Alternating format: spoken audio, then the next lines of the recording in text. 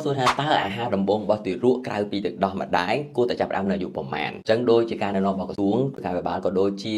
អង្គការសុខភាពពិភពលោកអញ្ចឹងគឺការណែនាំឲ្យចាប់ផ្ដើមញ៉ាំនៅចំណីអាហារក្រៅពីទឹកដោះម្ដាយដំបូងនៅអាយុ6 ខែក៏សួរថាចុះបើកូនខ្ញុំអាយុ4 ខែគាត់ចាប់ផ្ដើមរឹងកគាត់ចង់ញ៉ាំហើយគាត់លិតមកលិតកឲ្យតើឲ្យបានអត់សួរថាឲ្យបានអត់គឺគេមានការសិក្សាមួយបើសិនជាឲ្យលឿនពេកមុន4 ខែអូនអាចប្រឈមជាមួយនឹងបញ្ហាលើសទម្ងន់នៅថ្ងៃអនាគតឬក៏ភាសាអង់គ្លេសហៅថា obesity នៅលើកូនក្មេងតែបើសិនជាក្រោយពី4 ខែមិនទាន់មានការសិក្សាណាមួយទេតែក្នុងនាមខ្ញុំជាគ្រូពេទ្យខ្ញុំក៏អត់ទាន់ណែនាំឲ្យម៉ាក់ចាប់ផ្ដើមនៅចំណីអាហារតាំងពី4 ខែទៅដែរទី1យើងបារម្ភជាងគេខ្លាចអូនក៏គាត់អត់ទាន់ទប់ជាប់ទេទី2ការលេបរបស់អូនក៏នៅមានលក្ខណៈមិនពេញលេញនៅឡើយដែរអញ្ចឹងអាចបារម្ភទៅជាឆ្លូកអញ្ចឹងសួរថាតើអូនចាំបាច់ត្រូវការចំណីអាហារនៅអាយុ4 ខែនឹងអត់ក្រៅពីទឹកដោះម្ដាយមិនទេអញ្ចឹងគាត់ត្រូវការទឹកដោះម្ដាយតែមួយមុខគាត់ក្នុងកំឡុងពេល6 ខែដំបូងអញ្ចឹងសួរថាតម្រូវការគាត់ត្រូវការអត់ទេឲ្យបានអត់ឲ្យបានតែតិច1ម៉ាត់2ម៉ាត់គ្រាន់តែភ្លក់ហើយត្រូវតាមដានមើលប្រយ័ត្នមែនតើខ្លាចគាត់ឆ្លក់សួរថាឲ្យរាល់ថ្ងៃអត់ព្រោះតែកុំអីរងចាំកូន6 ខែសិនចាំយើងឲ្យ